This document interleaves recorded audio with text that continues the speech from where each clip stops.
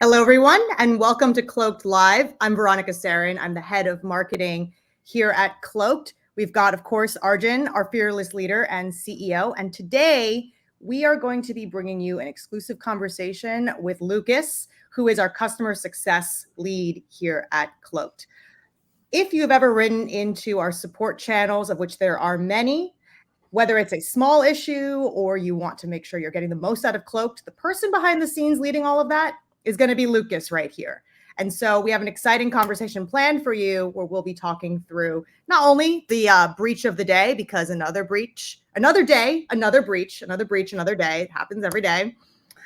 But we'll also be chatting with you about some of Lucas's experiences and how you can get the most out of Cloaked as a result of all of the directions that Cloaked is going. So given that we have some new people here likely tuning in, Arjun, I'd love for you to introduce yourself. And then Lucas, it'll be over to you. Yeah, I'd love to hear from Lucas, but I guess I'll start us off. Arjun, I'm our CEO. It's always excited to talk about Cloaked, and for us, and particularly this, what we're talking about in this LinkedIn Live, it's always interesting to talk about different experiences and wild stories. But just a little bit about me and Cloaked. CEO of Cloaked, been in tech for a long time, and Cloaked's all about how do we put ourselves in control of our identity and ultimately our data? What does consumer privacy mean for all of us? So I'm excited to kind of keep exploring that thread, find interesting experiences across the board, and bring Cloaked members and people from the outside world in to keep that dialogue going. But Lucas, love to have you chat. Awesome. All right. So hi, everyone. My name is Lucas. As mentioned, I'm the customer success lead here at Cloaked. I definitely have really enjoyed my time here at Cloaked. I'm almost coming up on a year at this point. I guess about half a year here at Cloaked. And for me, not only has it been really awesome kind of joining this company on this awesome journey to help people find their privacy, find their security, but also in this role as customer success, being able to kind of explore what it means to both perform customer support and help people kind of with their issues, but also customer success and help people to really get the most out of Cloaked, out of their communication tools, out of really kind of finding the world, their relationship with technology in a way that really is what they're looking for, and rather than what's been forced upon them. So I'm sure I'll be talking more about that, but that's definitely been something that's been really excited being the customer success lead here. Fantastic. And before we dive into our breach of the day discussion, Arjun, I'd love to pose this question for you, and Lucas, feel free to weigh in. But given that, Arjun, you've led many companies over the years, I'd love for you to give us your perspective on how integral customer support and customer success is to a company's success. Yeah, I think it's pivotal. It's pivotal, but it's not for everyone, actually. I always think about that for a company, you can only do 2 out of 3 things well. We call product leadership, customer intimacy, or operational excellence, customer intimacy, or product leadership. And when you think about that, if you only do 2 wells, which ones do you want to invest in? You think about Amazon, they focus a lot more on the operational excellence side of things. It's like how do you make sure that package comes to you?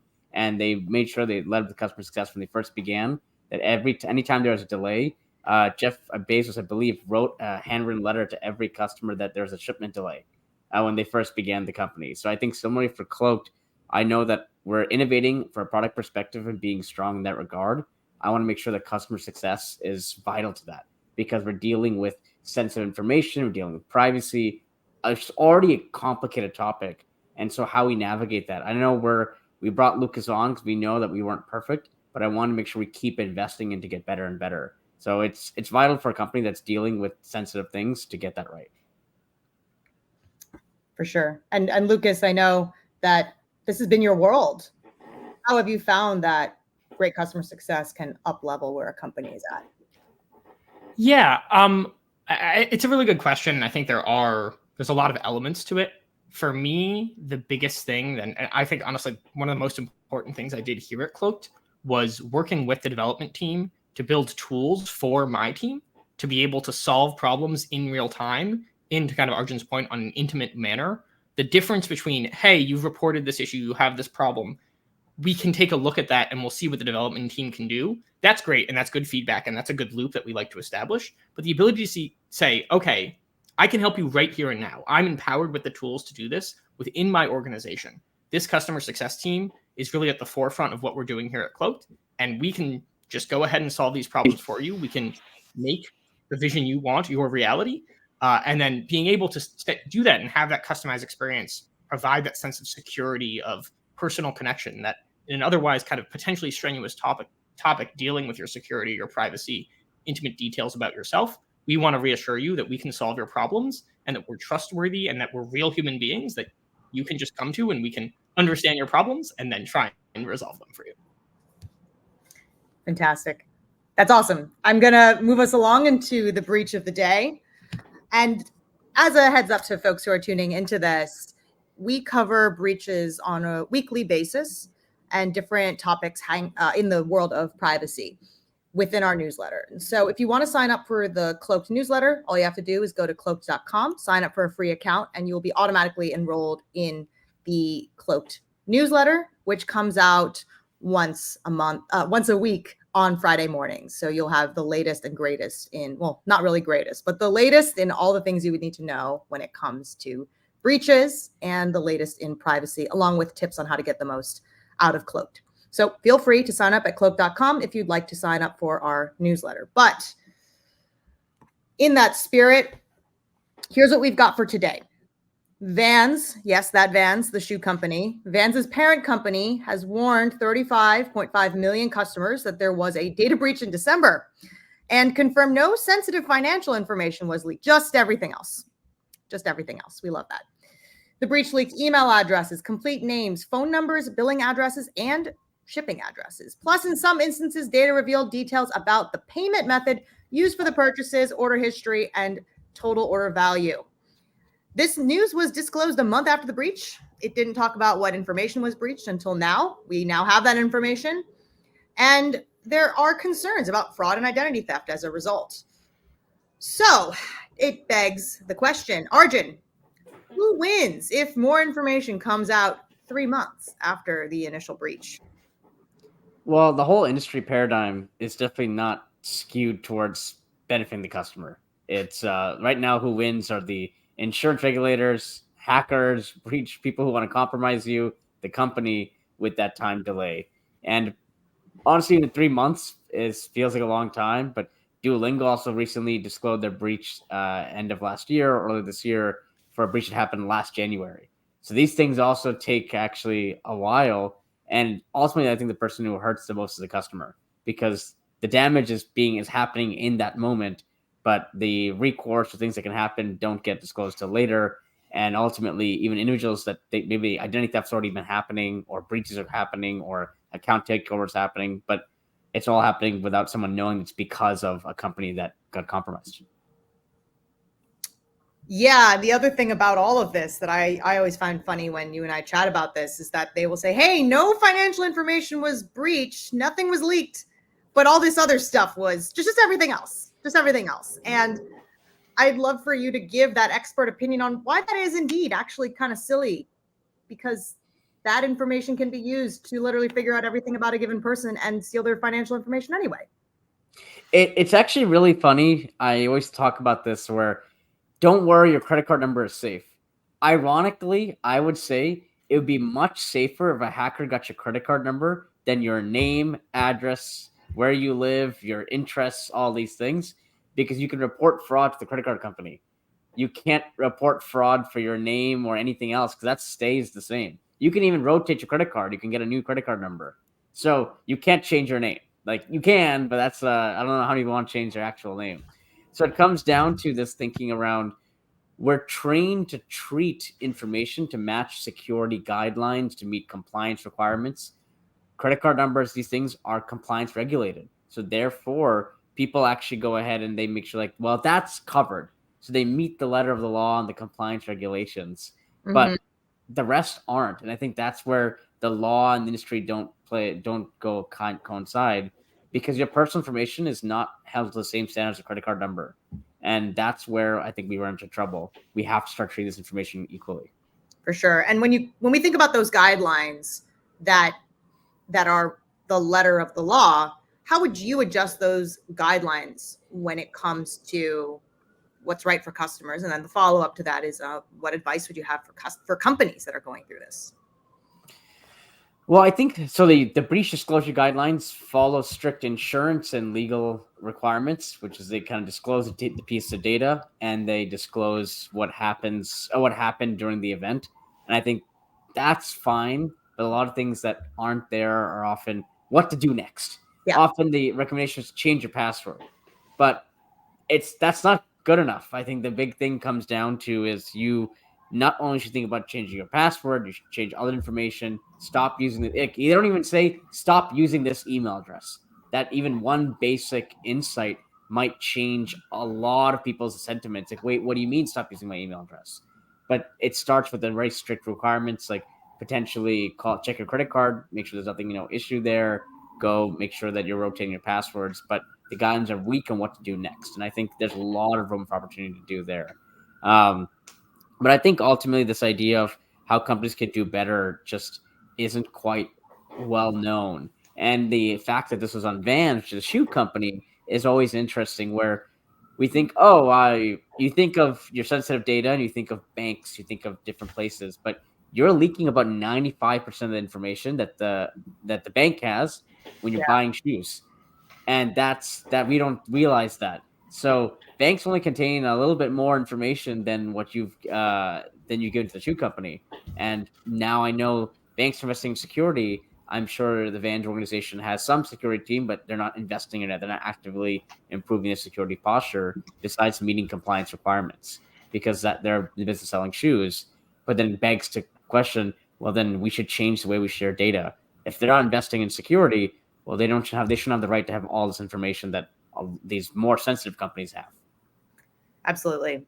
If I were to pivot over to Lucas, and this is a little bit of a different question, but when it comes to your perspective on managing breaches with customers, this is not necessarily something that we have it with Cloaked. It's about managing and helping customers get the most out of Cloaked to protect them from these situations proactively. But when you think about customers of companies where these things happen, what are the most important things that you think these companies can do to help their customers when they go through something like this? Yeah, it's definitely an important question, and it's one that I don't think a lot of these companies are really thinking about as hard as they need to. And I think Arjun is kind of highlighting a lot of the issues in the kind of current paradigm. One of the things that I've done somewhat recently, like I think it was about 2 or 3 weeks ago, is I set up an RSS feed, which is just like a feed of Google search. Anytime someone puts out an article that Google picks up with the word data breach in it. And it is shocking how many articles are just all the time, data breach, data breach, data breach. And I click on them and they're always data breach from last year. It's always, we're now announcing this thing and it's very late. And like, it's just crazy. I mean, obviously we talked about these 2 examples, but it's really all of them. I can't really think of any company that's had a data breach and immediately been like, hey guys, we had a data breach. They try to keep their cards close to their chest because they think that not disclosing it will somehow make it better. And I think that's really just not true. What Arjun is kind of alluding to as well is the idea that, like, I think when you find out that your information has been part of a data breach, it's really easy to like have this dichotomy of like, my life is over, they know everything about me, or my life isn't over, so therefore it probably doesn't matter.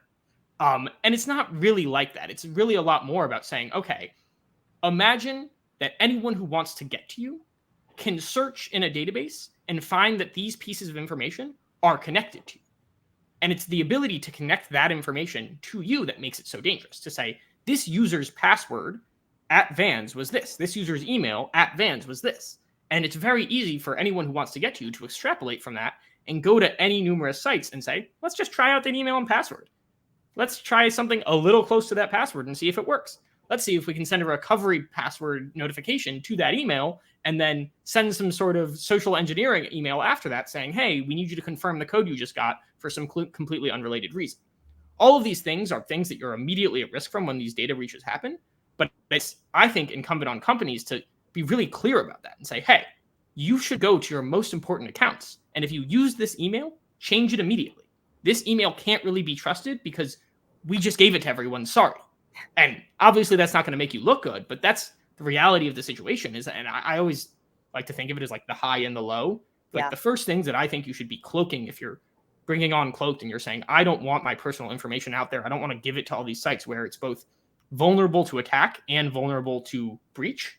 I say you go for the high stuff and you take your bank account, take anything that's important to you that you may have had somewhere out there. Your email, ilovebeaniebabies@gmail.com is like connected to, and you can't use ilovebeaniebabies@gmail.com for your bank account because that might get hacked.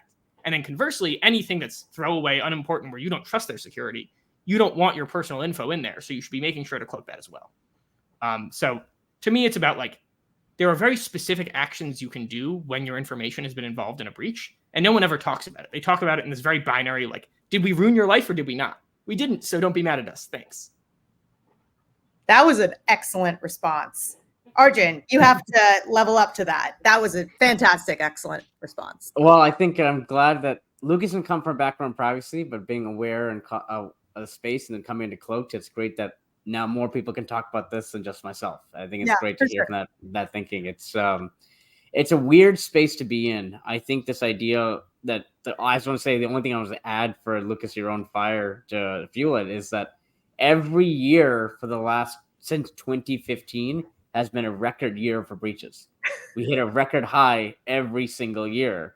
So the thing that I talked about, even with the fact about investments, investors, and all these security companies growing, is that we're investing heavily in security, and every year is a record year for the breaches. I'm sure we're making a good impact, a lot of low-level, mid-level efforts, but the sophistication, the attacks getting stronger. Yes, we're getting smarter with security and compliance, but I think we got to change the fundamental equation. Maybe not everyone should have everything about me. That's the big question that we think about. What does it mean to own your identity? But yeah, that's I think it's I don't know much more I can go into, but it's Vans make such a silly thing to think about. Well, I got exposed by the shoe company. I felt miserable. I remember when I first kind of saw this with the parking app, and I was like, well, the parking app exposed everything about me. That was a big one also. That was a huge breach. Well, the 2015 stat, the fact that breaches have become more and more common every single year since 2015, that is quite the stat.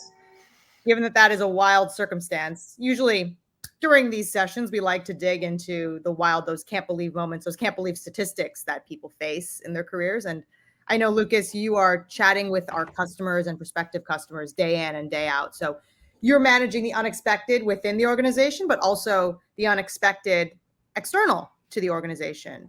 And I'd love to dig into some of that, just maybe a time that has tested your skills on that front here at Cloaked. Yeah, I think it's a good question, and I definitely want to be able to kind of share my experience with anyone watching. Something that's been interesting for me is kind of in my previous role, I used to work in education technology, and I worked directly with schools. And being in customer success in kind of, obviously schools aren't businesses, but it's more of a B2B environment where the people you're interacting with are not the ones who are kind of paying for the service, deciding to use the service. They're the people who've been saddled with the service. And that's a very different type of experience, I would say. So that's been a very interesting learning curve. And I think you would kind of assume that people who are more like having to deal with just regular people as opposed to someone who's specifically a teacher or specifically a school administrator might be more kind of the Wild West. But in fact, I find that usually people are a little bit more kind of polite and excited about the product because they're people who have decided to use Cloaked. They're not people who are kind of just given a product to use and said, hey, this is a product you have now.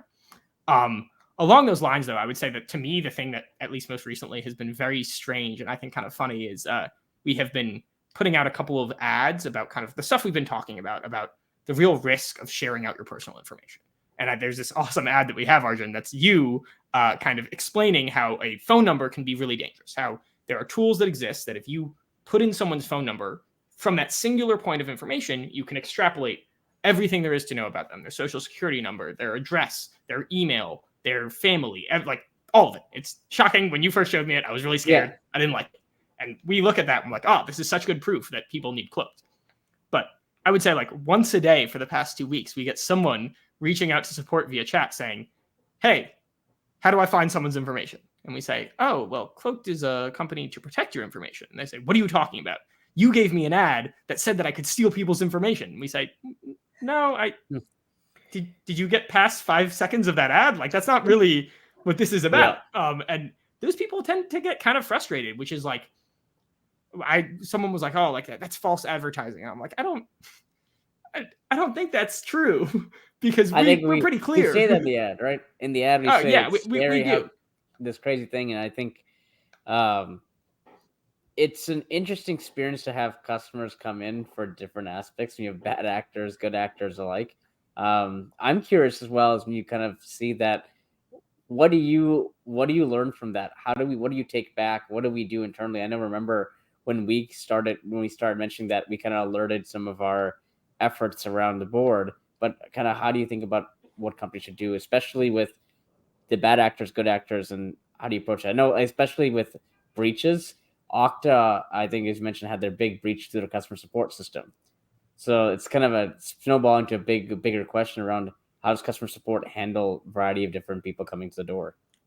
Yeah, because you're making a very good point there, which for any kind of important organization, the truth is customer support is usually one of the kind of most vulnerable aspects because you're talking to random people, you're being asked to make a lot of decisions. Oftentimes, customer support teams will be given a lot of power to be able to solve issues, which means that if they're breached, they have a lot of power to cause problems. And I think technically, Arjun, I don't want to get into too many specifics, but we have a lot of kind of things in place that make us, I think, very well protected from a lot of that. But I think it also is just about getting at the humanness. The difference between someone who comes to our support to kind of do bad, I would say, is pretty obvious versus someone who's just frustrated and wants help.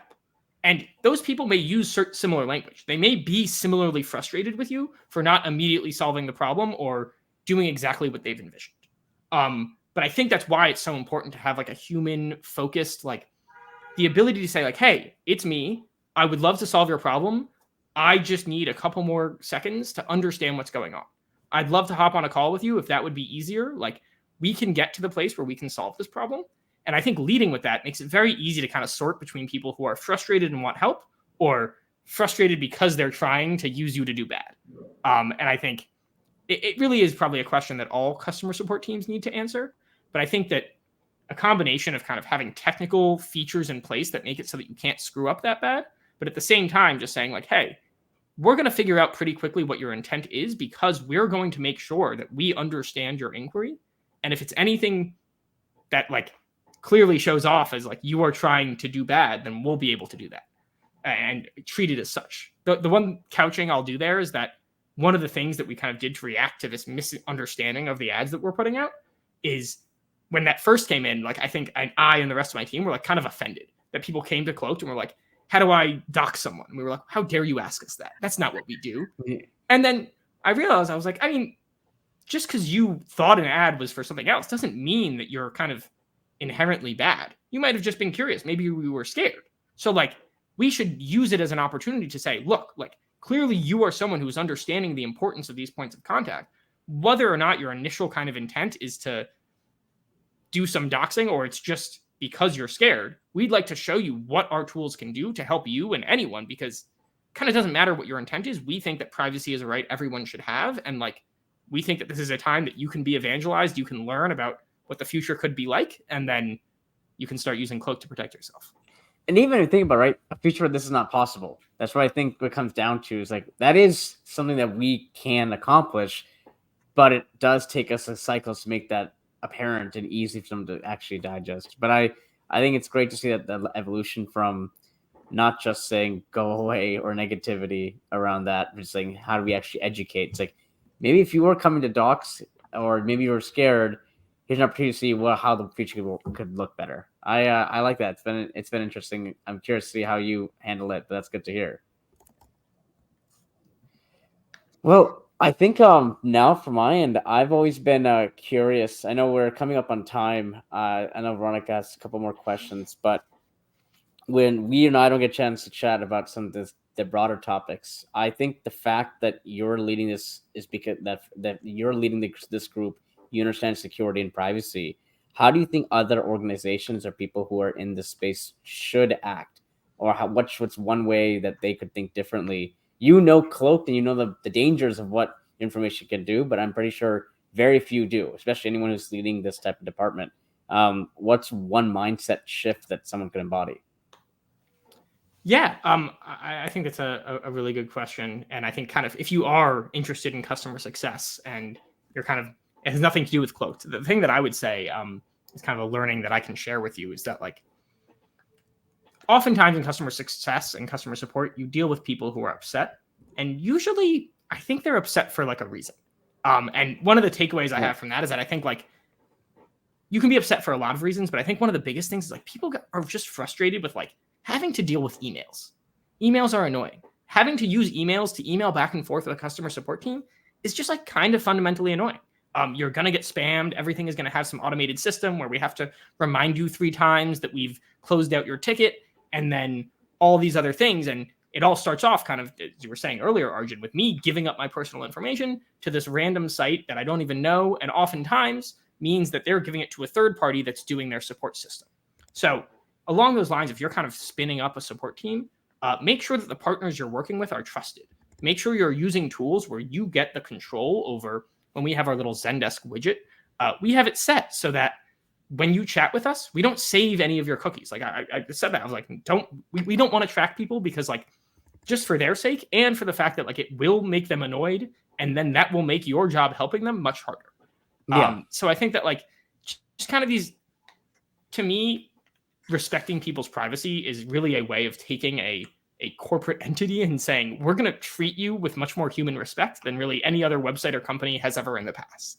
And when you do that, I think that makes it really easy to achieve success in the customer success world. Well, I don't want to steal more thunder from Veronica if you have things you want to jump in, but I always love to chat with Lucas about anything.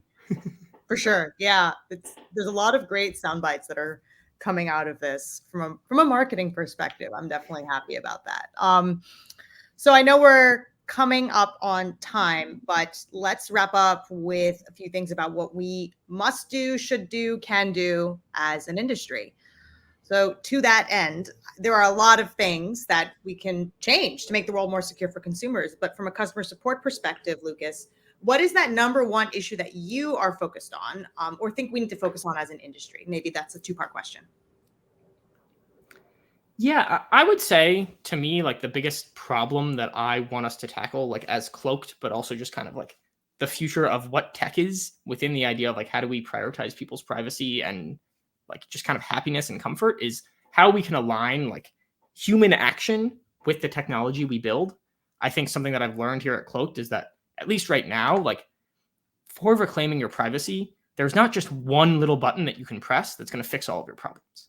It's about kind of developing a new approach and saying, these are the tools I have at my disposal that I can get excited about and start utilizing to be able to protect myself going forward. And so to the best that we can, align the tools that we're building and the product that we have with the actions of the users who are going to use them so that they can work harmoniously so that people are excited to use them and say, I get to protect my privacy today. I get to give out a Cloaked email or a Cloaked phone number. That to me is like the future we're building towards and one of the most fun things about working for Cloaked. That's like this is a walking ad without saying anything. I appreciate, but I'm glad we think about this whole mission. It can't be about this idea of, well, we're just going to go make some money, go do some things. We're thinking about how to take on a hard problem. And I think Luke is going to highlight that aspect is that we're coming in every day to think about this and not just one isolated way, one feature, one product. It's like, this is a comprehensive solution. And this is something I've always said. I said it even last time. You can take a little bit of action and actually see a lot of value today. And that's something that we don't really understand as people, that it does make a difference. Like, even if your bank password is different than all the other passwords you use, that's already one step better. But everything we can do in a given day, don't give TikTok access to your contacts. It comes back to you. All these actions are simple actions you can take just in your day-to-day, and then slowly becomes what's that overall approach to? Yeah, I feel like I have a sense of privacy. But Sure. yeah, I don't know if Veronica, we're up in time or want to keep going. I think we're definitely right on time, which is fantastic. I think the last thing that we'd want to leave y'all with is, even if you don't use Cloaked, which we would hope that you do, and then if you need help, you get to talk to Lucas about getting that help. Just having those different passwords, just having those different email addresses, that is a bare minimum of something that you can do to protect yourself from these daily breaches that do happen. But with that, I will have us say our goodbyes. Come back to Cloaked Live for anyone who's watching in the coming weeks. We do these weekly. You get to hear from our experts within Cloaked. We're going to be bringing experts from outside of Cloaked who are friends of Cloaked, and you'll get to hear from them directly right here. So until next time, thank you very much, and keep it cloaked. Thank you. Thanks, Lucas, for joining us. Thanks so much, all. Pleasure to be here.